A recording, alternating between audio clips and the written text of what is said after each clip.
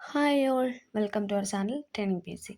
അപ്പോൾ നമ്മൾ ഇന്ന് പഠിക്കാനായിട്ട് പോകുന്നത് 9ാം ക്ലാസ്സിലെ സോഷ്യൽ സയൻസിൻ്റെ മാനവ വിഭവശേഷി രാഷ്ട്ര പുരോഗതിക്കായി എന്ന ചാപ്റ്ററാണ്.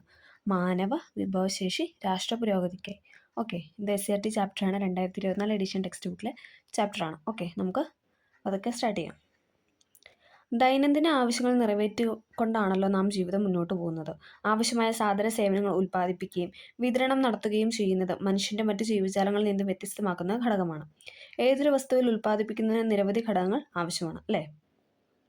ഏതൊരു വസ്തു എന്താണ് ഉൽപ്പാദിപ്പിക്കാൻ ഒട്ടനവധി ഘടകങ്ങൾ വേണം, നമ്മൾ പറഞ്ഞായിരുന്നു അല്ലേ? ഓക്കെ, ഇത് ഇവിടെ ഒരു പാഠമൊക്കെ കൊടുത്തിട്ടുണ്ട്. ഓക്കെ, ഭൂമി, അധ്വാനം അഥവാ തൊഴിൽ, മൂലധനം, സംരംഭകത്വം എന്നിവയാണ് ഉൽപ്പാദക ഘടകങ്ങളെന്ന് മുൻ ക്ലാസ്സുകൾ നമ്മൾ കണ്ടു, അല്ലേ? നമ്മളിതൊക്കെ പഠിച്ചായിരുന്നു. ഇവയെ സാമ്പത്തിക വിഭവങ്ങളെന്നും പറയാം. മണ്ണ്, വെള്ളം തുടങ്ങിയ പ്രകൃതി വിഭവങ്ങളെല്ലാം ഭൂമിയുടെ ഭാഗമാണെന്ന് നമ്മൾ പഠിച്ചു. പ്രതിഫലത്തിനായി മനുഷ്യർ ചെയ്യുന്ന ഭൗതികമോ കായികവുമായ എല്ലാ പ്രയത്നങ്ങളും അധ്വാനത്തിൽ ഉൾപ്പെടുന്നു. യന്ത്രങ്ങളും ഉപകരണങ്ങളും നെല്ലുൽപാദന പ്രക്രിയയിൽ ഉപയോഗിച്ചതായി നാം കണ്ടെത്തി. ഉൽപാദന പ്രക്രിയയെ സഹായിക്കുന്ന എല്ലാ മനുഷ്യനിർമ്മിത വിഭവങ്ങളും മൂലധനമാണ്. ഇമ്പോർട്ടൻ്റ് ആണ്. ഉൽപാദന പ്രക്രിയയെ സഹായിക്കുന്ന എല്ലാ മനുഷ്യനിർമ്മിത വിഭവങ്ങളും എന്താണ്? മൂലധനത്തിലാണ് പെടുന്നത്, അല്ലെ? നമ്മൾ പറഞ്ഞായിരുന്നു, ഒരു വണ്ടി മേടിച്ചാലോ അല്ലെങ്കിൽ നമ്മൾ ഭൂമി മേടിച്ചു, അല്ലേ? അതെന്നൊക്കെ പറയുന്ന ആ മൂലധനത്തിൽ പെടുന്നതാണ്. ഭൂമി, മൂലധനം, അധ്വാനം എന്നീ ഘടകങ്ങളെ അനുയോജ്യമായ രീതിയിൽ സംയോജിപ്പിച്ച് ഉൽപാദനം സാധ്യമാക്കുന്നത് സംരംഭകത്വം എന്ന പ്രക്രിയയിലൂടെയാണ്. ഏതൊരു വസ്തുവിൻ്റെയും ഉൽപാദന പ്രക്രിയയിൽ മേൽപ്പറഞ്ഞ 4 ഘടകങ്ങളും അനിവാര്യമാണ്, അല്ലേ? ഏതൊരു വസ്തു നമ്മൾ ഉൽപ്പാദിപ്പിക്കുന്ന ആ ഒരു പ്രക്രിയയിലോട്ട് പറഞ്ഞാൽ എന്താണ്? ഇതെല്ലാം ആവശ്യമാണ്. ഇവയെ ഉപയോഗപ്പെടുത്തുന്നതിന് ഭൂമിക്ക് പാട്ടവും അധ്വാനത്തിന് വേതനവും മൂലധനത്തിന് പലിശയും സംരംഭകത്തിന് ലാഭവും പ്രതിഫലമായിട്ട് ലഭിക്കുന്നു. നമ്മൾ കഴിഞ്ഞ ക്ലാസ് പറഞ്ഞായിരുന്നു, അല്ലേ? ഭൂമിക്ക് എന്താണ്? പാട്ടം ലഭിക്കുന്നു, അധ്വാനത്തിന് വേതനം ലഭിക്കുന്നു, വേതനം അല്ലെ കൂലി, മൂലധനത്തിന് പലിശ ലഭിക്കുന്നു, സംരംഭകത്തിന് അഥവാ ഓർഗനൈസേഷൻ എന്താണ്? ലാഭവും കിട്ടുന്നു. ഓക്കെ, ഉൽപാദകർ ഒരു നിശ്ചിത വില ഈടാക്കി ഉൽപ്പന്നം വിപണികളിൽ കൈമാറ്റം ചെയ്യുന്നു. ഇതിലൂടെ ലഭിക്കുന്ന പണമാണ് അവരുടെ വരുമാനം. പണം നിലവിലില്ലാതിരുന്ന കാലത്ത് വസ്തുക്കൾ കൈമാറ്റം ചെയ്യപ്പെട്ടിരുന്ന എങ്ങനെയെല്ലാമായിരിക്കും, അല്ലേ? നമ്മൾ പറഞ്ഞായിരുന്നു, അല്ലേ? പണം പണ്ടെന്താ, ഇപ്പം തേങ്ങ ഇടാൻ വന്ന ആൾക്കാണ് കുറച്ച് തേങ്ങ കൊടുത്തോളൂ, അല്ലേ? പൈസ ആയിട്ട് കൊടുക്കാൻ പറ്റിയില്ലേ? ഓക്കെ, വസ്തുക്കൾക്ക് പകരം വസ്തുക്കൾ കൈമാറ്റം ചെയ്യപ്പെടുന്ന വിനിമയ മാർഗ്ഗമാണ് അക്കാലത്ത് നിലവിൽ നിന്നിരുന്നത്. ഇതിനെ ബാർട്ടർ സമ്പ്രദായം എന്നറിയപ്പെടുന്നു, അല്ലേ? Barter system. ഈ സമ്പ്രദായത്തിന് പല പോരായ്മകളും ഉണ്ടായിരുന്നു. എന്നൊക്കെ ബാർട്ടർ ഉൽപ്പന്നങ്ങൾ, തെങ്ങ്, പശു, നെല്ല്, പിന്നെന്താ പച്ചക്കറികളൊക്കെ, അല്ലേ? പിന്നെ സ്വർണം, ലോഹ നാണയങ്ങൾ, പിന്നെ അത് കടലാസ് പണത്തിലോട്ട് മാറി, പിന്നെ പ്ലാസ്റ്റിക് കാർഡുകളായി, ഇപ്പം അത് ഇലക്ട്രോണിക് പണം, അല്ലേ? ഇപ്പം നിലവിൽ എന്താണ്? അല്ലേ? നമ്മളിപ്പം എന്താ ഒറ്റ പെട്ടെന്ന് പറയുകയാണെന്താ, നമ്മളിപ്പോൾ ഗൂഗിൾ പേ ചെയ്യുന്നു, അല്ലെ? ഫോൺ പേ ചെയ്യുന്നു, അല്ലേ? ഇതെന്നൊക്കെ പറയുന്നത് എന്താണ്? ഇലക്ട്രോണിക് പണമാണ്, അല്ലേ? ഓക്കെ, അതിലോട്ടൊക്കെ മാറി എന്നാണ് പറയുന്നത്. പണത്തിൻ്റെ പരിണാമ പ്രക്രിയയുടെ ആദ്യഘട്ടത്തിൽ മൃഗങ്ങളുടെ തോല്, കാർഷിക വിഭവങ്ങൾ, കന്നുകാലികൾ തുടങ്ങിയ പല വസ്തുക്കളും പണമായിട്ട് ഉപയോഗിച്ചിരുന്നു. ലോഹങ്ങൾ ലഭ്യമായി തുടങ്ങിയപ്പോൾ സ്വർണവും വിവിധ തരം ലോഹങ്ങളും തുടർന്ന് ലോഹ നാണയങ്ങളും പണമായി ഉപയോഗിച്ചു തുടങ്ങി, അല്ലേ? ആദ്യമൊക്കെ മൃഗങ്ങളുടെ തോല് അതിലൊക്കെയായിരുന്നു കൊടുത്തിട്ടിരുന്നത്. പിന്നെ കാർഷിക വിഭവങ്ങൾ കൊടുത്തു, പിന്നെ കന്നുകാലികൾ കൊടുത്തു. അതിനുശേഷം പിന്നീട് എന്താണ്? ലോഹങ്ങൾ വന്നു തുടങ്ങി. അന്നേരം നമ്മൾ സ്വർണ്ണമൊക്കെ കൊടുക്കാനായിട്ട് തുടങ്ങി, അല്ലേ? പൊതുവായ ഒരു ഉപാധി എന്ന നിലയിൽ കൂടുതൽ സൗകര്യപ്രദമായി ഉപയോഗിക്കാമെന്ന നിലയിൽ കടലാസ് പണത്തിലേക്ക് ക്രയവിക്രയങ്ങൾ ക്രമേണ മാറി, അല്ലേ? നോട്ടിലോട്ട് മാറി. വിപണി എന്ന ആശയം കൂടുതൽ ബൃഹത്തായി മാറുകയും സാങ്കേതികവിദ്യ എല്ലാ മേഖലകളും കൈയടക്കുകയും ചെയ്തതോടെ കാർഡ് പണം അഥവാ പ്ലാസ്റ്റിക് പണം, അല്ലേ? നമുക്കറിയാം, ഇപ്പം കാർഡിലോ, അല്ലേ? നമുക്ക് പണ്ടൊക്കെ എന്ന് പറഞ്ഞു കഴിഞ്ഞാൽ നമുക്ക് എപ്പോഴും ക്യാഷ് ആയിരുന്നു നമ്മൾ അങ്ങോട്ട് കൊടുത്തുകൊണ്ടിരുന്നത്. ഇപ്പോൾ കാർഡിലോട്ടൊക്കെ മാറി, അല്ലേ? നമുക്ക് ATM പോയി കാർഡ് ഇടാം, അല്ലേ? അതൊരു പ്ലാസ്റ്റിക് കാർഡ് എന്നാണ് പറയുന്നത്. ഓക്കെ, ഇലക്ട്രോണിക് പണം തുടങ്ങി ഇന്ന് നാം കാണുകയും പരിചയപ്പെടുത്തിക്കൊണ്ടിരിക്കുകയും ചെയ്യുന്ന രീതികളിലേക്ക് പണം രൂപാന്തരപ്പെട്ടു. അപ്പോൾ പണം മാറുന്നല്ലേ? ഓരോ കാലഘട്ടത്തിലും പണം മാറി വന്ന ആ ഒരു ഘട്ടമായ പ്രോസസ്സാണ് പറഞ്ഞു വെച്ചത്. ഓക്കെ, പൊതുവായ സാമ്പത്തിക വിനിമയ മാധ്യമമായി പണം അംഗീകരിക്കപ്പെട്ടതോടുകൂടി എല്ലാ സാമ്പത്തിക പ്രവർത്തനങ്ങളുടെയും അടിസ്ഥാന ഘടകം പണമായിട്ട് മാറി. ഉൽപ്പന്നങ്ങൾക്ക് വില നിശ്ചയിക്കുന്നത് പോലെ എല്ലാ ഉൽപ്പാദക ഘടകങ്ങളുടെയും വില നിശ്ചയിച്ച് പണരൂപത്തിൽ പ്രതിഫലമായി നൽകാൻ കഴിഞ്ഞു. വിവിധ ഉൽപ്പാദക ഘടകങ്ങളുടെ പ്രതിഫലമായ പാട്ടം, വേതനം, പലിശ, ലാഭം എന്നിവയിൽ ഏത് രൂപത്തിലുള്ള പ്രതിഫലമാണ് കൂടുതൽ ആളുകളിലേക്ക് എത്തിച്ചേരുന്നത്? അങ്ങനെയെങ്കിൽ ഏത് ഉൽപ്പാദക ഘടകമായിരിക്കും കൂടുതലായി ഉൽപ്പാദന പ്രക്രിയയിൽ ഉപയോഗിക്കുന്നത്? ഉൽപ്പാദന പ്രക്രിയയിലെ ഏറ്റവും പ്രധാന ഘടകം തൊഴിൽ അഥവാ അധ്വാനമാണ്. അധ്വാനത്തിൽ നിന്ന് ലഭിക്കുന്ന വേതനമാണ് കൂടുതൽ ജനങ്ങളുടെയും വരുമാന മാർഗ്ഗം. നമുക്കറിയാം, അല്ലേ? അധ്വാനത്തിൽ നിന്ന് ലഭിക്കുന്ന പണമാണല്ലേ കൂടുതൽ. കാരണം എല്ലാവരും, അല്ലേ? എല്ലാ ദിവസവും ഇപ്പോൾ പണിക്ക് പോകുന്നൊരു വ്യക്തിയെ സംബന്ധിച്ച് എന്താണ്? അയാളുടെ അധ്വാനത്തിന് അയാൾക്ക് എല്ലാ ദിവസവും ഒരു കൂലി ലഭിക്കുന്നു അല്ലേ. അപ്പോൾ അത് തന്നെ നമുക്ക് ഏറ്റവും കൂടുതൽ ജനങ്ങളുടെ വരുമാനം അല്ലേ, ഏറ്റവും കൂടുതൽ കുടുംബങ്ങൾ ജീവിക്കുന്നത് തന്നെ ഈ ഒരു വേതനത്തിലൂടെയാണ് നമുക്ക് പറയാനായിട്ട് സാധിക്കും. ഇത് നമ്മൾ പറയാൻ പോകുന്ന ഇമ്പോർട്ടൻറ്റ് പോയിൻ്റാണ് മാനവ വിഭവം. ഓക്കെ, ഇതെപ്പോഴും നമുക്ക് സ്റ്റേറ്റ്മെൻ്റ് ആയിട്ടാണ് കൂടുതലും കണ്ടിട്ടുള്ളത്, കാരണം ഒറ്റ ഇതിൽ അങ്ങനെ കണ്ടിട്ടില്ല. അതായത് വൺ ക്വസ്റ്റ്യൻ ആൻസർ, അതായത് നമുക്ക് ഒറ്റയടിക്ക് ABCD സെലക്ട് ചെയ്യാൻ പറ്റത്തില്ല. ഇതെപ്പോഴും നമുക്ക് സ്റ്റേറ്റ്മെൻറ്റ് രൂപേണയാണ് PSC ക്വസ്റ്റ്യനിലൊക്കെ കണ്ടിട്ടുള്ളത്. അപ്പോൾ നമുക്ക് നോക്കാം. ഉൽപ്പാദന പ്രക്രിയയിൽ പങ്കെടുക്കുന്ന ഉൽപ്പാദക ഘടകങ്ങളെ, അതായത് സാമ്പത്തിക വിഭവങ്ങളെ നാം പരിചയപ്പെട്ട് കഴിഞ്ഞു. അവയിൽ മാനവ വിഭവത്തിൻ്റെ പ്രാധാന്യം എന്തെന്ന് നമ്മൾ പറഞ്ഞു അല്ലേ. ഉൽപ്പാദന പ്രക്രിയയിൽ ഉപയോഗപ്പെടുത്താൻ കഴിയുന്ന അധ്വാന ശേഷിയുള്ള ജനങ്ങളാണ് മാനവ വിഭവം അഥവാ മനുഷ്യ വിഭവം. അതായത് ഉൽപ്പാദനത്തിൻ്റെ പ്രക്രിയയിൽ ഉപയോഗപ്പെടുത്താൻ കഴിയുന്ന അല്ലേ, അവരുടെ കായിക അധ്വാനം അല്ലേ, അധ്വാന ശേഷിയാണ് അവരവിടെ മനുഷ്യരവിടെ ഉപയോഗിക്കുന്നത്. അതാണ് അധ്വാന ശേഷിയുള്ള ജനങ്ങളാണ് മാനവ വിഭവം അഥവാ മനുഷ്യ വിഭവം എന്നറിയപ്പെടുന്നത്. ഓക്കെ, ലഭ്യമായ പ്രകൃതി വിഭവങ്ങളെ മറ്റു ഉൽപ്പാദക ഘടകങ്ങളുടെ സഹായത്തോടെ കായികക്ഷമതയും ബുദ്ധിയും ഉപയോഗിച്ചുകൊണ്ട് ഉൽപ്പന്നങ്ങളാക്കി മാറ്റാൻ മാനവ വിഭവത്തിന് കഴിയുന്നു അല്ലേ. മനുഷ്യരുടെ ആ ഒരു ബുദ്ധിയും കഴിവൊക്കെ ഉപയോഗിച്ചിട്ടാണ് അല്ലേ ഓരോ ഉൽപ്പന്നങ്ങളും അതിൻ്റെ ആ ഒരു സ്ട്രക്ചറിലോട്ടൊക്കെ കൊണ്ടുപോകുന്നത് അല്ലേ, പല രീതിയിലും മാറ്റി ഒക്കെ കൊണ്ടുവരുന്നത്. ഉൽപ്പാദനക്ഷമത മാനവ വിഭവശേഷിയുടെ ഗുണമേന്മ നിർണ്ണയിക്കുന്ന പ്രധാന ഘടകമാണ്. ഉൽപ്പാദനക്ഷമത എല്ലാവരിലും ഒരേപോലെയാണോ? ഒരിക്കലും അല്ല അല്ലേ. നമുക്ക് ഇവിടെ ഒരു ചിത്രമൊക്കെ തന്നിട്ടുണ്ട്, നമുക്ക് ജസ്റ്റ് ഒന്ന് നോക്കാം. ഇത് നോക്കിക്കേ. ആദ്യത്തെ പിക്ചറിൽ എന്താ, കുറച്ചുള്ളൂ അല്ലേ, അവർ ഉൽപ്പാദിപ്പിക്കുന്ന നെല്ല് നോക്കി വളരെ കുറച്ചുള്ളൂ. പക്ഷേ താഴെ നോക്കി ഒരുപാടുണ്ടല്ലേ, അതാണ് പറഞ്ഞിരിക്കുന്നത്. അപ്പോൾ ഉൽപ്പാദനക്ഷമത എന്ന് പറയുന്നത് കൂടും കുറയും അല്ലേ, അത് എപ്പോഴും ഇങ്ങനെ ഈക്വലായിട്ട് നിൽക്കത്തില്ല. ഉൽപ്പന്നങ്ങൾ സൃഷ്ടിച്ചെടുക്കാനുള്ള ഓരോ ഉൽപ്പാദക ഘടകത്തിൻ്റെയും കഴിവിനെ ഉൽപ്പാദനക്ഷമത എന്നാണ് പറയുന്നത്. അതായത് ഉൽപ്പന്നങ്ങൾ സൃഷ്ടിച്ചെടുക്കാനുള്ള ഉണ്ടാക്കാനുള്ള ഓരോ ഉൽപ്പാദക ഘടകത്തിൻ്റെയും കഴിവിനെയാണ് നമ്മൾ എന്തെന്ന് പറയുന്നത്, ഉൽപ്പാദനക്ഷമത എന്ന് പറയുന്നത്. ഒരു രാജ്യത്തെ ജനങ്ങൾ ആ രാജ്യത്തെ മാനവ വിഭവശേഷിയെ പ്രദാനം ചെയ്യുന്ന ഘടകങ്ങളിൽ ഒന്നാണ്. രാജ്യത്തെ മുഴുവൻ ജനങ്ങളെയും മാനവ വിഭവശേഷിയെ പരിഗണിക്കാൻ കഴിയുമോ? നമുക്ക് നോക്കാം. ജനസംഖ്യയുടെ വലിപ്പം, ഘടന, വൈദഗ്ധ്യം എന്നിവയെല്ലാം മാനവ വിഭവശേഷിയെ സ്വാധീനിക്കുന്ന ഘടകങ്ങളാണ്. നമ്മളിപ്പം എന്താണ്, നമ്മൾ ആദ്യം ഒരു ബാർട്ടർ സിസ്റ്റത്തിൽ നമ്മളിങ്ങനെ തുടങ്ങിയതല്ല, പണത്തിൻ്റെ ആ ഒരു ഇത് വന്നിങ്ങനെ പിന്നെ മനുഷ്യൻ്റെ കായികാധ്വാനം അതിനെക്കുറിച്ച് പറയുന്നു. നമ്മളിങ്ങനെ ഓരോ ഘട്ടമായിട്ടുള്ള പ്രോസസ്സ് പറഞ്ഞുകൊണ്ടിരിക്കുകയാണ്. ഓക്കെ, ലോക ജനസംഖ്യയിൽ ഇന്ത്യ 1-ാം സ്ഥാനത്താണെന്ന് കണക്കുകൾ സൂചിപ്പിക്കുന്നു അല്ലേ. നമുക്കറിയാം ഇപ്പോൾ 1-ാം സ്ഥാനത്താണല്ലോ ഇന്ത്യ. ഇവിടെ ഒരു പിരമിഡൊക്കെ തന്നിട്ടുണ്ട്, ജനസംഖ്യാ ശതമാനം അങ്ങനെ പറഞ്ഞിട്ട്, പിന്നെ പ്രായ വിഭാഗമൊക്കെ തന്നിട്ട് ഇവിടെ ഒരു പിരമിഡ് തന്നിട്ടുണ്ട്, സ്ത്രീ പുരുഷൻ്റെ അനുപാതമൊക്കെ തന്നിട്ടുണ്ട്.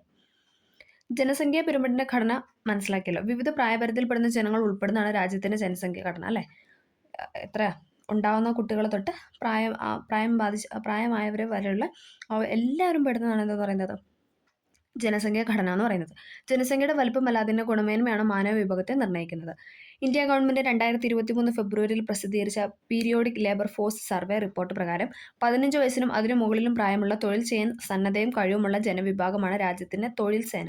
അതായത് 15 വയസ്സ് കഴിഞ്ഞവരും തൊട്ട് മുന്നോട്ടുള്ള എല്ലാ പ്രായത്തിൽപ്പെട്ട വ്യക്തികൾക്കും, അതായത് ജോലി ചെയ്യാൻ കഴിയുന്നതും സന്നദ്ധയുള്ള ജനവിഭാഗത്തിനാണ് നമ്മൾ തൊഴിൽ സേന അഥവാ ലേബർ ഫോഴ്സ് എന്ന് പറയുന്നത്. ഈ പ്രായഘടനയിൽപ്പെട്ട ജനങ്ങളുടെ എണ്ണം കൂടുതലാണെങ്കിൽ സമ്പദ്ഘടനയുടെ വരുമാനത്തെയും വളർച്ചയും അത് അനുകൂലമായിട്ട് സ്വാധീനിക്കും അല്ലേ. ഈ പ്രായഘടനയിൽ എന്തായാലും കൂടുതലായിരിക്കും അല്ലേ. അപ്പോൾ ആ കൂടുതൽ വന്നാൽ എന്താണ്, അതായത് തൊഴിലെടുക്കാനും കഴിവൊക്കെ ഉള്ള വ്യക്തികളെയാണ് ഉദ്ദേശിക്കുന്നത്. അപ്പോൾ അങ്ങനെയുള്ളപ്പോൾ എന്താണ്, സമ്പദ്ഘടനയുടെ വരുമാനം കൂടും, അതിൻ്റെ വളർച്ചയും അതുപോലെ കൂടും അല്ലേ. ഓക്കെ, മാനവ വിഭവം, ഉൽപ്പാദനക്ഷമത ഇവ എന്താണെന്ന് നമ്മൾ മനസ്സിലാക്കി കഴിഞ്ഞു. മാനവ വിഭവത്തിന് ഉൽപ്പാദനക്ഷമത വർദ്ധിപ്പിക്കാൻ കഴിയുമോ? മാനവ വിഭവം ഉൽപ്പാദനത്തിന് ചലനാത്മക ഘടകമാണ് അല്ലേ. ഓക്കെ, ഉന്നത വിദ്യാഭ്യാസം, ഉചിതമായ പരിശീലനം, ആരോഗ്യ പരിരക്ഷ തുടങ്ങിയവ ഉറപ്പുവരുത്തുക വഴി മാനവ വിഭവശേഷിയെ കൂടുതൽ കാര്യക്ഷമതയുള്ളതാക്കി മാറ്റാനായിട്ട് സാധിക്കും. ഉൽപ്പാദനക്ഷമത വർദ്ധിക്കുന്നതിന് വേണ്ടി മേൽപ്പറഞ്ഞ ഘടകങ്ങളിൽ കൂടുതൽ നിക്ഷേപങ്ങൾ നടത്തുമ്പോഴാണ് മനുഷ്യ മൂലധന രൂപീകരണം സാധ്യമാക്കുന്നത്. ഓക്കെ, നമ്മൾ ഓരോരുത്തരും വിദ്യാഭ്യാസം നേടുന്നത് എന്തിനു വേണ്ടിയാണ്, നമ്മുടെ മനുഷ്യൻ്റെ മൂലധനമാണ് അല്ലേ അറിവെന്ന് പറയുന്നത്. ഓക്കെ, മാനവ വിഭവങ്ങളായ നമ്മൾ ഓരോരുത്തരും വിദ്യാഭ്യാസത്തിലൂടെയും തൊഴിൽ പരിശീലനത്തോടെയും മനുഷ്യ മൂലധനമായി മാറുന്നു അല്ലേ. നമ്മളിപ്പോൾ പറയുന്ന ഒരു മനുഷ്യ മൂലധനമാണ്. മാനവ വിഭവശേഷിയുടെ സാമ്പത്തിക മൂല്യമാണ് മനുഷ്യ മൂലധനം. മനുഷ്യ മൂലധന ശേഖരത്തിലേക്ക് കാലക്രമേണ നടത്തുന്ന കൂട്ടിച്ചേർക്കലാണ് മനുഷ്യ മൂലധന രൂപീകരണം. ഓക്കെ, ഇതൊക്കെ നമുക്ക് വായിച്ചു കഴിഞ്ഞാൽ ക്ലിയർ ആവുമെന്ന് പ്രതീക്ഷിക്കുന്നു. ഓക്കെ, മെച്ചപ്പെട്ട ആരോഗ്യ സൗകര്യങ്ങൾ ഒരുക്കുക, വിദ്യാഭ്യാസ രംഗത്ത് വൻതോതിലുള്ള നിക്ഷേപങ്ങൾ സാധ്യമാക്കുക, നൈപുണ്യ വികസനത്തിന് പ്രാധാന്യം നൽകുക, തൊഴിലാളി സൗഹൃദ തൊഴിൽ അന്തരീക്ഷം സൃഷ്ടിക്കുക. ഇതൊക്കെ എന്താണ്, മനുഷ്യ മൂലധനത്തെ ശക്തിപ്പെടുത്തുന്ന ഘടകങ്ങളാണ്. ഓക്കെ, നമ്മൾ പറയുന്നത് മനുഷ്യ മൂലധന രൂപീകരണത്തെ സ്വാധീനിക്കുന്ന ഘടകങ്ങളാണ്. നമുക്ക് ഇതൊക്കെ ഇങ്ങനെ സ്റ്റേറ്റ്മെൻ്റ് ആയിട്ടാണ് തരുന്നത് കേട്ടോ. അപ്പോൾ നമുക്ക് പെട്ടെന്ന് ഇത് മനസ്സിലാകത്തില്ല. ഇങ്ങനെ ചാപ്റ്റർ പോകുമ്പോൾ നമുക്കത് ഇതിനകത്തൊക്കെ ക്വസ്റ്റ്യൻസ് ഉണ്ടോ എന്ന് നമുക്ക് തോന്നും. പക്ഷേ എന്താ, SCERT ഇതൊക്കെ കഴിഞ്ഞ് കഴിയുമ്പോഴത്തേക്കും നമുക്ക് PYQ എടുത്ത് ഓരോ ക്വസ്റ്റ്യനും ഡിസ്കസ് ചെയ്ത് അതിൻ്റെ ഫാക്ട് പറഞ്ഞ് പോവാം ഓരോ സബ്ജക്റ്റ് വൈസ് ആയിട്ട്. അപ്പോൾ കുറച്ചും കൂടെ നിങ്ങൾക്കത് കൂടുതൽ ക്ലിയർ ആവും. അപ്പോൾ നമ്മൾ ആദ്യം എന്താണ് ചാപ്റ്റർ പഠിച്ചാൽ മാത്രമേ നമുക്കത് ചെയ്യാനായിട്ട് സാധിക്കത്തുള്ളൂ. ഓക്കെ, മനുഷ്യ മൂലധന രൂപീകരണത്തെ സ്വാധീനിക്കുന്ന ഘടകങ്ങൾ. മനുഷ്യ മൂലധന രൂപീകരണത്തെ സ്വാധീനിക്കുന്ന ഘടകങ്ങളാണ് ഏതൊക്കെ? വിദ്യാഭ്യാസം. നമ്മൾ പറഞ്ഞല്ലേ, എഡ്യൂക്കേഷൻ ഉണ്ടെങ്കിലേ നമുക്ക് മനുഷ്യ മൂലധനം സാധ്യമാകത്തുള്ളൂ. അപ്പോൾ വിദ്യാഭ്യാസം, ആരോഗ്യ പരിരക്ഷ, തൊഴിൽ പരിശീലനം, കുടിയേറ്റം, വിവരലഭ്യത മുതലായവ. ഇത് ഇവിടെ നോക്കി, ഇവിടെ ഒരു ചാർട്ട് കൊടുത്തിട്ടുണ്ട്. മനുഷ്യ മൂലധന രൂപീകരണമാണ് പറയുന്നത്. വിദ്യാഭ്യാസമുണ്ട്, ആരോഗ്യമുണ്ട്, കുടിയേറ്റം, തൊഴിൽ പരിശീലനം, വിവരലഭ്യത. നമ്മൾ ഫസ്റ്റ് നോക്കാൻ പോകുന്ന വിദ്യാഭ്യാസം അഥവാ എഡ്യൂക്കേഷൻ. എന്തുകൊണ്ടാണ് രക്ഷിതാക്കൾ നമ്മുടെ വിദ്യാഭ്യാസത്തിന് വളരെയധികം പ്രാധാന്യം നൽകുന്നത്? നമുക്കറിയാലോ, ഇന്നത്തെ കാലത്തൊക്കെ പറയാം വിദ്യാഭ്യാസം ഇല്ലാത്തൊരു ഇതില്ല അല്ലേ. വിദ്യാഭ്യാസത്തിലൂടെ എന്തെല്ലാം മാറ്റങ്ങളാണ് നമ്മളിലുണ്ടാകുന്നത് നമുക്ക് നോക്കാം. വിദ്യാഭ്യാസവും വൈദഗ്ധ്യമുള്ള ജനത രാജ്യത്തിൻ്റെ ആസ്തിയല്ലേ. എങ്ങനെയെല്ലാമാണ് അവർ രാജ്യത്തിൻ്റെ വികസനത്തെ സ്വാധീനിക്കുന്നത്? വിദ്യാഭ്യാസത്തിലൂടെ ആധുനിക സാങ്കേതികവിദ്യ ഫലപ്രദമായി വിനിയോഗിക്കാനും മെച്ചപ്പെട്ട തൊഴിൽ സ്വായത്തമാക്കാനും കൂടുതൽ വരുമാനം നേടാനും അതുവഴി രാജ്യത്തിൻ്റെ വളർച്ചയ്ക്ക് മുതൽക്കൂട്ടാകാനും ജനതയ്ക്ക് കഴിയുന്നു. ഇതാണ് പോയിന്റ്. എന്താണ്? വിദ്യാഭ്യാസത്തിലൂടെ ആധുനിക സാങ്കേതികവിദ്യ ഫലപ്രദമായി വിനിയോഗിക്കാനും മെച്ചപ്പെട്ട തൊഴിൽ സ്വായത്തമാക്കാനും കൂടുതൽ വരുമാനം നേടാനും അതുവഴി രാജ്യത്തിൻ്റെ വളർച്ചയ്ക്ക് മുതൽക്കൂട്ടാകാനും ജനതയ്ക്ക് കഴിയുന്നു. ഓക്കെ, വിദ്യാഭ്യാസത്തിലൂടെ ഉയർന്ന ജീവിത നിലവാരം നേടുക എന്നതിലുപരി ഉന്നത മൂല്യബോധമുള്ള ഒരു സമൂഹത്തെ സൃഷ്ടിക്കാനും സാധിക്കും അല്ലേ. നമുക്ക് ഉയർന്ന ജോലി നേടുക എന്നുള്ളത് മാത്രമല്ല, നമുക്കൊരു അല്ലേ നമ്മുടെ മൂല്യബോധമുള്ളൊരു സമൂഹം തന്നെ സൃഷ്ടിക്കാനായിട്ട് കഴിയും അല്ലേ. മനുഷ്യ മൂലധനമായിട്ടുള്ള ഒരു സമൂഹം തന്നെ സൃഷ്ടിക്കാനായിട്ട് വിദ്യാഭ്യാസത്തിലൂടെ കഴിയും. മാനവ വിഭവത്തെ മനുഷ്യ മൂലധനമാക്കി വികസിപ്പിച്ചെടുക്കാൻ പൊതുമേഖലയിലും സഹകരണ മേഖലയിലും സ്വകാര്യ മേഖലയിലും വൻ നിക്ഷേപം നടത്തിയിട്ടുണ്ട്. ഓക്കെ, ഇത്തരത്തിലുള്ള നിക്ഷേപത്തിലൂടെ വിദ്യാഭ്യാസ നയങ്ങൾ പ്രാവർത്തികമാക്കാൻ സാധിക്കുന്നതോടൊപ്പം വിദ്യാഭ്യാസ മേഖലയിൽ സാങ്കേതികമായ നൂതന പദ്ധതികൾ ആവിഷ്കരിച്ച് നടപ്പിലാക്കാനും കഴിയുന്നു. ഇത് സമ്പദ്ഘടനയുടെ വളർച്ചയ്ക്കും പുരോഗതിക്കും അത്യന്താപേക്ഷിതമാണ്. അപ്പോൾ നമ്മൾ എഡ്യൂക്കേഷനാണ് ആദ്യത്തെ പോയിന്റാണ് പറഞ്ഞത്. ഇവിടെ ഒരു ബോക്സ് കൊടുത്തിട്ടുണ്ട്, നമുക്ക് ജസ്റ്റ് ഒന്ന് നോക്കാം. വിജ്ഞാന സമ്പദ് വ്യവസ്ഥ എന്ന് പറഞ്ഞിട്ടൊരു ബോക്സ് കൊടുത്തിട്ടുണ്ട്. ഭൗതിക ശേഷിയും വിവരസാങ്കേതിക വിദ്യയും സമന്വയിപ്പിച്ചുകൊണ്ട് പരമാവധി സാമ്പത്തിക വളർച്ച കൈവരിക്കുക എന്നത് ആധുനിക കാലഘട്ടത്തിന് അനിവാര്യതയാണ്. അപ്പം സാമ്പത്തിക വളർച്ചയിൽ വിദ്യാഭ്യാസം ഒരു ഘടകമാണ്. നമുക്ക് പെട്ടെന്ന് ക്വസ്റ്റ്യൻ പേപ്പറിൽ വിദ്യാഭ്യാസം ഉണ്ടോ എന്ന് ചോദിക്കുമ്പോൾ നമുക്ക് ഇപ്പം 1, 2 ശരി, 2, 3 അങ്ങനെ പറഞ്ഞിട്ട് 4 ഓപ്ഷൻ തരും. വിദ്യാഭ്യാസം, ആരോഗ്യം, കുടിയേറ്റം അങ്ങനെയൊക്കെ പറഞ്ഞാൽ നമുക്ക് 4 പോയിന്റ് വരുമ്പോൾ ഇതിനകത്ത് എഡ്യൂക്കേഷൻ ഉണ്ടോ എന്ന് നമുക്കറിയില്ല. അപ്പം നമുക്കിത് വായിച്ച് നമ്മളിത് പഠിച്ചാൽ മാത്രമേ നമുക്കത് ക്ലിയർ ആയിട്ട് ചെയ്യാനായിട്ട് പറ്റത്തുള്ളൂ. ഓക്കെ, ക്ലിയർ ആയെന്ന് പ്രതീക്ഷിക്കുന്നു. അപ്പോൾ നമുക്കൊന്നും കൂടെ പറയാം. വിജ്ഞാന സമ്പദ് വ്യവസ്ഥ അഥവാ നോളജ് എക്കോണമി. ഭൗതികശേഷിയും വിവരസാങ്കേതിക വിദ്യയും സമന്വയിപ്പിച്ചുകൊണ്ട് പരമാവധി സാമ്പത്തിക വളർച്ച കൈവരിക്കുക എന്നത് ആധുനിക കാലഘട്ടത്തിന് അനിവാര്യതയാണ്. സാമ്പത്തിക പ്രവർത്തനങ്ങളുടെ വിവിധ തലങ്ങളിൽ ബുദ്ധിയോടൊപ്പം നൂതന സാങ്കേതിക ആശയങ്ങളും വിവരസാങ്കേതിക വിദ്യയും വിനിയോഗിക്കുന്ന സമ്പദ്ക്രമമാണ് വിജ്ഞാന സമ്പദ് വ്യവസ്ഥ. അല്ല, ഇപ്പം നമുക്കറിയാം ഒരുപാട് തരത്തിലുള്ള വിവരസാങ്കേതിക വിദ്യയൊക്കെ ഇന്ന് നമ്മുടെ നാട്ടിൽ ഓരോ ദിവസം അല്ലേ ഓരോരോ കാര്യങ്ങൾ വന്നുകൊണ്ടിരിക്കുക. ഭൗതികതയെ ഒരു ഭൗതിക മൂലധനമാക്കി മാറ്റി ഉൽപ്പാദനവും അതിലൂടെ ലഭ്യമാക്കുന്ന ഭൗതിക ഉൽപ്പന്നങ്ങളുടെ കൊടുക്കൽ വാങ്ങലുകളും ആണ് ഇതിലൂടെ ലക്ഷ്യമാക്കുന്നത്. ശാസ്ത്രജ്ഞർ അല്ലേ, ഇതൊക്കെ ഇപ്പോൾ കൂടിക്കൊണ്ടിരിക്കുകയാണ് അല്ലേ, അവരുടെ ആ ഒരു ഗവേഷണങ്ങളൊക്കെ കൂടിക്കൊണ്ടിരിക്കുക.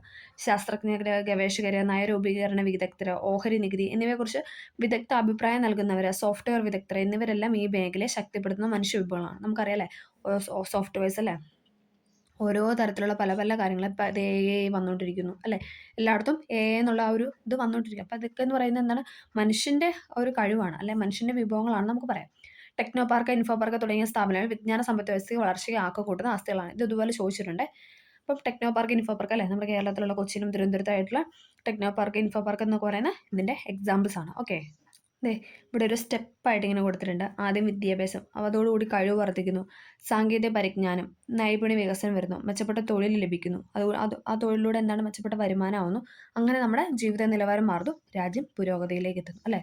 ആ ഒരു സ്ട്രക്ചറാണ് ആ തന്നിരിക്കുന്നത്. ഓക്കെ, ക്ലിയർ ആയെന്ന് പ്രതീക്ഷിക്കുന്നു. അടുത്ത നമ്മൾ പറയുന്ന രണ്ടാമത്തെ ഘടകമാണ് ഇതെന്ന് പറയുന്നത് ആരോഗ്യം. ഓക്കെ, ആരോഗ്യക്ഷമത കുറഞ്ഞ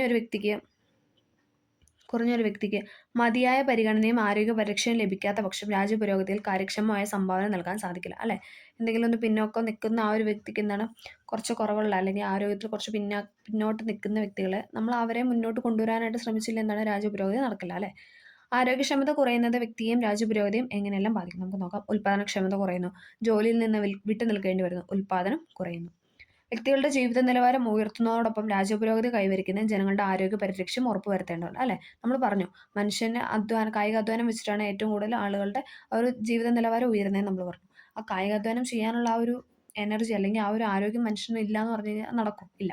അപ്പോൾ അതാണ് അവർ ഉദ്ദേശിക്കുന്നത്. ഓക്കെ, ജനങ്ങളുടെ ഉൽപ്പാദനക്ഷമതയിലും ഗുണനിലവാരത്തിലും സ്വാധീനം ചെലുത്തി മാനവ വിഭവശേഷി വികസിപ്പിക്കുന്നതിൽ അടിസ്ഥാനപരമായ പങ്ക് വഹിക്കുന്ന പ്രധാന ഘടകമാണ് ഇതെന്ന് പറയുന്നത് ആരോഗ്യം. അല്ലെ, ആരോഗ്യമില്ല ഒന്നുമില്ല അല്ലെ, നമുക്ക് തന്നെ അറിയാം അല്ലേ. ഓക്കെ, മാനവ വിഭവത്തിന് ഉൽപ്പാദനക്ഷമത വർദ്ധിപ്പിക്കാനുള്ള ആരോഗ്യ പരിപാലന മാർഗ്ഗങ്ങൾ ഏതെല്ലാം നമുക്ക് നോക്കാം. രോഗപ്രതിരോധ സംവിധാനങ്ങൾ കാര്യക്ഷമമാക്കുക അല്ലേ. നമ്മൾ കൊറോണ വന്നപ്പോൾ നമ്മൾ ഏറ്റവും കൂടുതൽ അല്ലേ രോഗപ്രതിരോധമായിരുന്നു നമ്മൾ നോക്കിക്കൊണ്ടിരുന്നത് അല്ലേ, എങ്ങനെ അത് പിടിപെടാതിരിക്കുക എന്നുള്ള രീതിയിൽ അല്ലേ.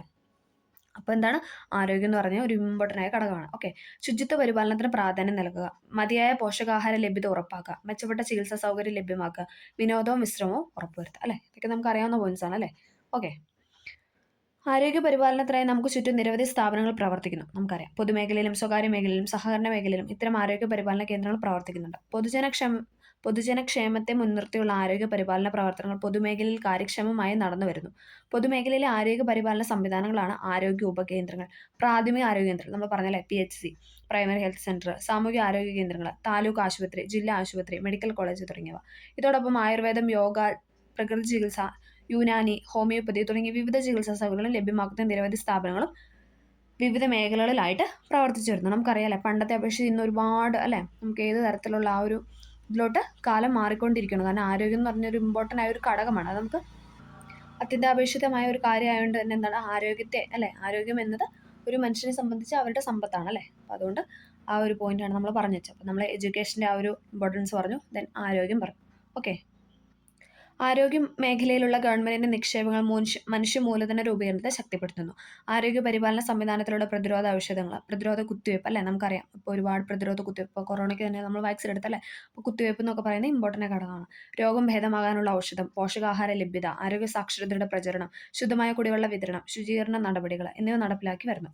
ആരോഗ്യ പരിപാലന പ്രവർത്തനങ്ങൾക്ക് കേരളം ലോകരാഷ്ട്രങ്ങൾക്ക് ഒരു മാതൃകയാണ് എന്നുള്ളതിൽ നമുക്ക് അഭിമാനിക്കാം അല്ലേ. കേരളം ഇപ്പോൾ അല്ലേ ആ ഒരു കാര്യത്തിൽ ഇപ്പോൾ മുന്നോട്ട് വരുന്നുണ്ട്. നമുക്ക് തന്നെ അറിയാലോ, ഹരിതകർമ്മസേന ഒക്കെ വന്ന് എന്താ നമ്മൾ പ്ലാസ്റ്റിക് മാലിന്യമൊക്കെ മാറാനായിട്ട് സഹായിക്കുന്നു. പിന്നെ കുപ്പികളൊക്കെ, പ്ലാസ്റ്റിക് ബോട്ടിലൊക്കെ ഇപ്പോൾ ബൂത്ത് അല്ലേ, ചെറിയ ചെറിയ പെട്ടി പോലത്തെ അതിനകത്തേക്ക് നമുക്ക് ഇടാനായിട്ട് സാധിക്കും. അങ്ങനെ പല കാര്യങ്ങളും ഇന്ന് നമ്മുടെ എന്താ നമ്മുടെ സമൂഹത്തിലോട്ട് വന്നുകൊണ്ടിരിക്കുകയാണ്. അതെന്നൊക്കെ പറയുന്നത് എന്താണ്, നമ്മുടെ ആരോഗ്യം സംരക്ഷിക്കാൻ വേണ്ടിയിട്ടാണ്. ഓക്കെ, അപ്പോൾ എല്ലാവർക്കും ക്ലിയർ ആയെന്ന് പ്രതീക്ഷിക്കുന്നു.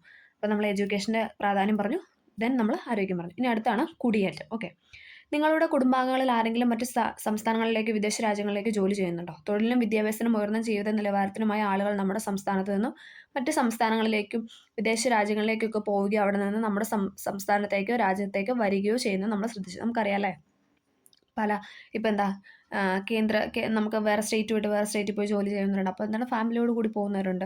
അതേപോലെ തന്നെ വേറെ കൺട്രിയിലൊക്കെ പോയി ജോലി ചെയ്യുന്നവരുണ്ട്, അവിടെ പോയി പഠിക്കുന്നവരുണ്ട് അല്ലേ. അതേപോലെ തന്നെ തിരിച്ച് നമ്മുടെ കേരളത്തിൽ അല്ലേ, നമ്മുടെ കേരളത്തിൽ ഒരുപാട് പേര് മറ്റ് സ്റ്റേറ്റിൽ നിന്ന് വന്ന് ജോലി ചെയ്യുന്നവരുണ്ട് അല്ലേ. ഇതൊക്കെ നമുക്ക് അറിയാവുന്ന കാര്യങ്ങളാണ്. ഇത്തരത്തിൽ ഒരു പ്രദേശത്ത് നിന്ന് മറ്റൊരു പ്രദേശത്തേക്ക് സ്ഥിരമായോ താൽക്കാലികമായോ ജനങ്ങൾ മാറി താമസിക്കുന്നതിനാണ് നമ്മൾ കുടിയേറ്റം എന്ന് പറയുന്നത്. ഓക്കെ, അതായത് സ്റ്റേറ്റ് വിട്ട് സ്റ്റേറ്റ് അല്ലെ, സ്റ്റേറ്റ് വിട്ട് കൺട്രിയിലൊക്കെ പോകുന്നവരാണ് നമ്മൾ എന്ത് പറഞ്ഞാൽ കുടിയേറ്റം എന്ന് പറയുന്നത്. സാമൂഹിക, സാമ്പത്തിക, സാംസ്കാരിക മേഖലകളിൽ കുടിയേറ്റം നിരവധി മാറ്റങ്ങൾ ഉണ്ടാക്കുന്നു.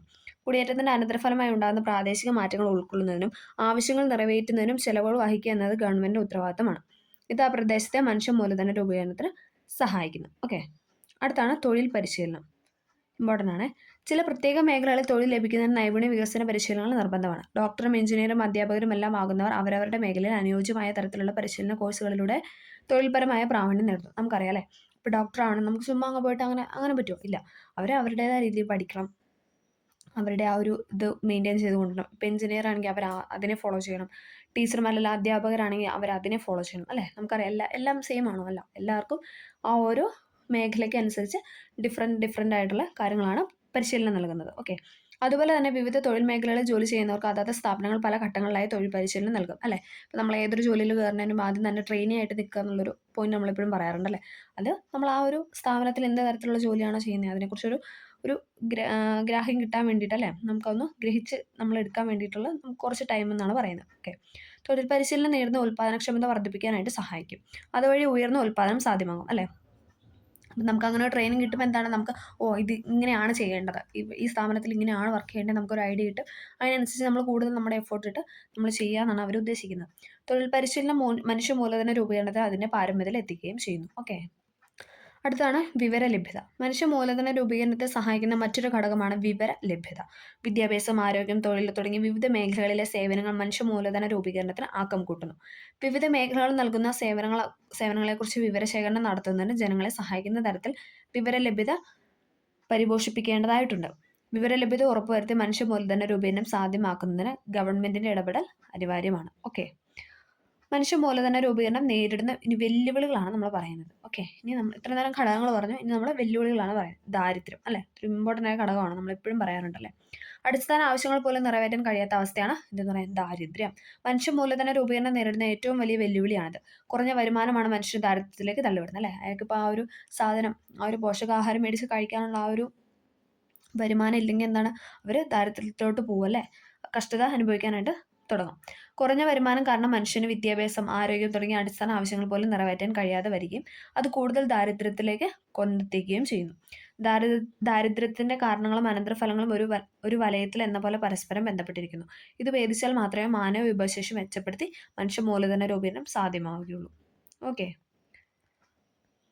ഇവിടെ ഒരു സർക്കിൾ, ഒരു സൈക്ലിക് ഇത് കൊടുത്തിട്ടുണ്ട്.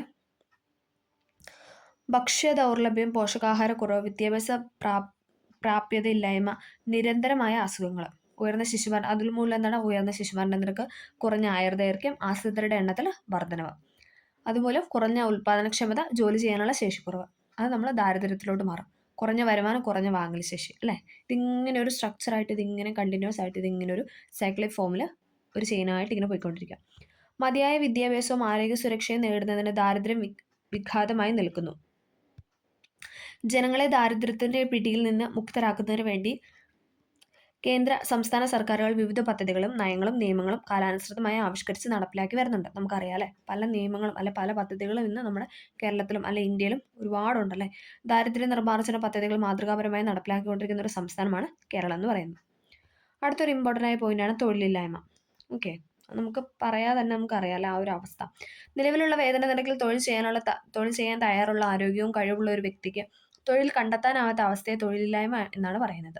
വിദ്യാഭ്യാസത്തിനും നൈപുണിക്കും യോജിക്കുന്ന തരത്തിൽ തൊഴിലവസരങ്ങൾ ലഭിക്കാതെ വരുന്ന മാനവ വിഭവശേഷിയെ പരമാവധി പ്രയോജനപ്പെടുത്തുന്നതിന് തടസ്സം സൃഷ്ടിക്കുന്നു അല്ലേ. തൊഴിലില്ലായ്മ ഒരു മുഖ്യ ഘടകമാണ് അല്ലേ. അതായത് അവർക്ക് ആരോഗ്യമുണ്ട്, അവർക്ക് അതിനനുസരിച്ചുള്ള വിദ്യാഭ്യാസവും കാര്യങ്ങളും ഒക്കെ ഉണ്ടായിട്ട് പോലും അവർക്ക് തൊഴിലില്ല. അപ്പോൾ അതെന്ന് പറയുന്നത് എന്താണ്, മാനവ വിഭവശേഷി മുന്നിലോട്ട് എത്തത്തില്ല അല്ലേ. ഓക്കെ, സാമ്പത്തികമായി നമുക്ക് മുന്നിലോട്ട് വന്ന് രാജ്യത്തിൻ്റെ പുരോഗതിയിലോട്ട് എത്താനായിട്ട് സാധിക്കത്തില്ല, കാരണം അവർക്ക് തൊഴിലില്ല. അപ്പം അതുകൊണ്ട് തന്നെ അത് ആ ഒരു സംഭവം നടക്കുന്നില്ല. മാനവ വിഭവശേഷിയെ പരമാവധി ഉപയോഗപ്പെടുത്തിയാൽ മാത്രമേ മനുഷ്യ മൂലധന രൂപീകരണം സാധ്യമാവുകയുള്ളൂ. രാജ്യത്ത് പലതരത്തിലുള്ള തൊഴിലില്ലായ്മയും നിലനിൽക്കുന്നുണ്ട്. നമുക്ക് നോക്കാം. പ്രകടമായ തൊഴിലില്ലായ്മ അഥവാ ഓപ്പൺ അൺഎംപ്ലോയ്മെൻറ്റ് അഥവാ തൊഴിൽ ചെയ്യാൻ സന്നദ്ധമായിട്ടും തൊഴിലില്ലാത്ത അവസ്ഥ. അതായത് അയാൾക്ക് ആരോഗ്യപരമായിട്ടും അല്ലെങ്കിൽ അയാളുടെ വിദ്യാഭ്യാസപരമായിട്ട് അയാൾക്ക് തൊഴിൽ ചെയ്യാനായിട്ട് പറ്റും, പക്ഷെ തൊഴിലില്ല, അയാൾക്ക് ചെയ്യാനായിട്ട് തൊഴിലില്ല. ഘടനാപരമായ തൊഴിലില്ലായ്മ അഥവാ നൂതന സാങ്കേതികവിദ്യയുടെ പ്രയോഗം മൂലം തൊഴിൽ നഷ്ടമാകുന്ന അവസ്ഥ. അടുത്തത് കാലികമായ തൊഴിലില്ലായ്മ അഥവാ പ്രത്യേക കാലത്ത് മാത്രം അല്ലേ. ഇപ്പം നമുക്കറിയാം ചില സീസണിൽ മാത്രം തൊഴിൽ ചെയ്യുന്ന, അത് ആ ഒരു സീസണിൽ മാത്രമേ അവർക്ക് തൊഴിലുള്ളൂ, അത് കഴിഞ്ഞിട്ടില്ല, അങ്ങനെ വരുന്ന ഒരവസ്ഥ. പ്രച്ഛന്ന തൊഴിലില്ലായ്മ അഥവാ ഉൽപ്പാദന പ്രവർത്തനത്തിൽ ആവശ്യത്തിലധികം തൊഴിലാളി പങ്കെടുക്കുന്ന അവസ്ഥ. അതായത് ഒരുപാട് പേര്, ഇപ്പോൾ ഒരു സ്ഥലത്ത് 2 പേര് മതി, അവിടെ ഒരു 5 പേര് വന്നാൽ എന്താണ്, അവർക്കവിടെ തൊഴിലൊന്നും ഇല്ല, അവർക്ക് അതിനനുസരിച്ച് വേതനം കുറഞ്ഞുകൊണ്ടിരിക്കുന്നു അല്ലേ. അതും നമുക്ക് തൊഴിലില്ലായ്മയിൽ പെടുത്താം. ഓക്കെ, ഒരു രാജ്യത്തിൻ്റെ സാമ്പത്തിക ശക്തിയാക്കി മാറ്റുന്നതിൽ മനുഷ്യ മൂലധന രൂപീകരണത്തിന് പങ്ക് നിസ്സീമമാണ്. നമ്മൾ പഠിച്ചല്ലേ. അപ്പം മനുഷ്യ മൂലധനത്തിനെ കുറിച്ചാണ് നമ്മൾ ഈ ചാപ്റ്ററിൽ ഡിസ്കസ് ചെയ്തത്. ആരോഗ്യം, വിദ്യാഭ്യാസം, തൊഴിലില്ലായ്മ കുടിയേറ്റം, ഇതൊക്കെ എന്ന് പറയുന്നത് ഇതിനകത്ത് ഇമ്പോർട്ടൻ്റ് ആയ ഘടകങ്ങളാണ്. ഓക്കെ, മനുഷ്യ മൂലധന രൂപീകരണത്തെ സ്വാധീനിക്കുന്ന ഘടകങ്ങൾ നമ്മൾ പറഞ്ഞു. വിദ്യാഭ്യാസമുണ്ട്, ആരോഗ്യമുണ്ട്, കുടിയേറ്റമുണ്ട്, തൊഴിൽ പരിശീലനം, വിവരലഭ്യത മുതലായവയാണ്. അതുകൊണ്ട് തന്നെ ഈ മേഖലകളിലേക്ക് വേണ്ടത്ര ശ്രദ്ധയും പരിഗണനയും നൽകുക എന്നത് സർക്കാരുകളുടെ പ്രധാന കർത്തവ്യമാണ്. അനുയോജ്യമായ പദ്ധതികളിലൂടെയും കൃത്യമായ ആസൂത്രണങ്ങളിലൂടെയും മാനവ വിഭവശേഷിയെ പരമാവധി വിനിയോഗിച്ച് മനുഷ്യ മൂലധന രൂപീകരണം സാധ്യമാക്കുന്ന വഴി എന്താണ്, രാഷ്ട്രം അല്ലെ രാജ്യം പുരോഗതിയിലോട്ട് വരുന്നു. അപ്പോൾ നമ്മൾ പറഞ്ഞ എന്താണ്, നമ്മൾ മുഖ്യമായും പറഞ്ഞ ഘടകങ്ങളെക്കുറിച്ചാണ്. വിദ്യാഭ്യാസം ഉണ്ടായിരുന്നു, ആരോഗ്യം, കുടിയേറ്റം, തൊഴിൽ പരിശീലനം, വിവരലഭ്യത. അപ്പോൾ ഇതിനെക്കുറിച്ചാണ് നമ്മൾ ഈ ചാപ്റ്ററിനകത്ത് ഡിസ്കസ് ചെയ്തത്. ഇമ്പോർട്ടൻ്റ് ആയ ഒരു ചാപ്റ്ററാണ്, കാരണം ഇതിനകത്ത് സ്റ്റേറ്റ്മെൻ്റ് ആയിട്ട് ചോദിക്കാനുള്ളൂ. ഇതിനകത്ത് അങ്ങനെ 1 ആൻസർ ക്വസ്റ്റ്യൻ ഇല്ല, കൂടുതൽ നമുക്ക് സ്റ്റേറ്റ്മെൻ്റ് ആയിട്ട് തരാനുള്ളതേ ഉള്ളൂ, അല്ലെങ്കിൽ ചേരുംപടി ചേർക്കാനായിട്ട്. അപ്പോൾ ആ ഒരു രീതിയിലാണ് ക്വസ്റ്റ്യൻ കണ്ടിട്ടുള്ളത്. അപ്പോൾ എല്ലാവർക്കും ക്ലാസ് ഹെൽപ്ഫുൾ ആയെന്ന് വിചാരിക്കുന്നു. ഇഷ്ടമായെങ്കിൽ തീർച്ചയായും ലൈക്ക് ചെയ്തൊന്ന് സപ്പോർട്ട് ചെയ്യുക. Okay, thank you.